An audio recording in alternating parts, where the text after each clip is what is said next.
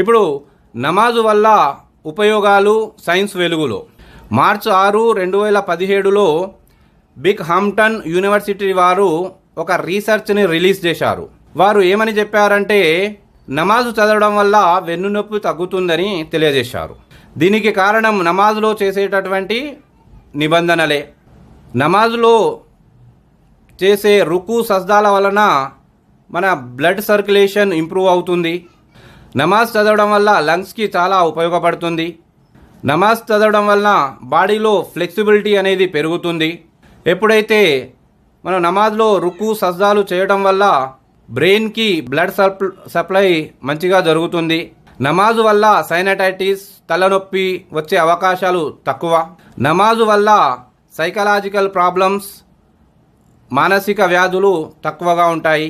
నమాజు చదవడం వల్ల డైజెషన్ సిస్టమ్ మెరుగుపడుతుంది.